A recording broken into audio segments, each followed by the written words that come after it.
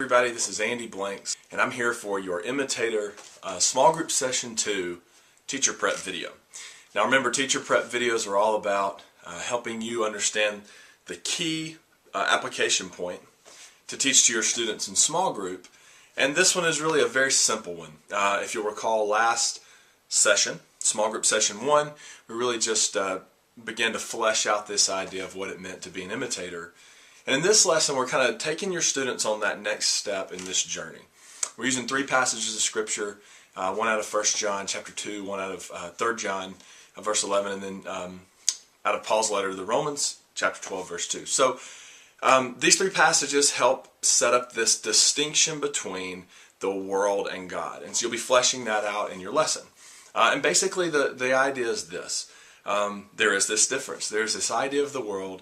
There's this idea of God, and John specifically sets up this distinction that we can't love both, that you can't love the world and love God. It's basically impossible. And John tells us in 1 John chapter 2, don't love the world.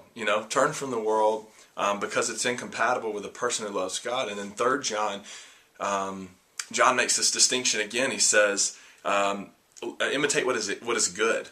Don't imitate what's evil, because what's good comes from God. And again, he's making this distinction that there are these two pathways to choose, evil and good, the world and God. And then, of course, Paul, in a very familiar passage, sums it up in Romans 12, where he says, don't conform any longer to the pattern of this world. Again, it's just this idea, the world and God. It's repetitive because we're trying to drive it home to your kids, and here's why. I think teenagers think they're used to having choices, and it's a choice-driven society, and we're that way. Everything, you have a choice for everything.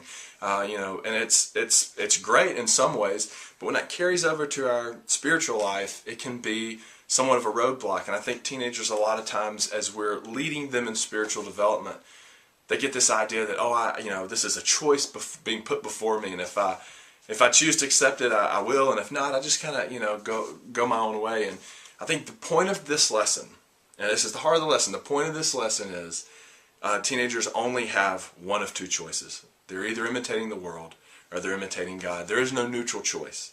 So there's none of this, well, I'm not sure if I want to do this. No, you're choosing every single day with your actions. And you're either following God or following the world. And what we're trying to help them do in this lesson is to really internalize this and to grasp this and begin to say to themselves, I want to be a God imitator, and I want to begin to think about my actions in these terms.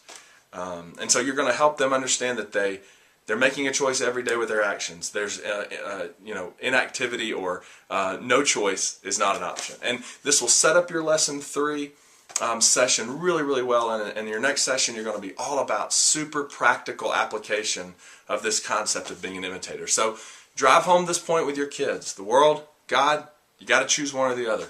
And if you do that, you're going to be right on track for leading your kids in this progression of what it means to be an imitator. So I'll see you back on the Session 3 Teacher Prep video.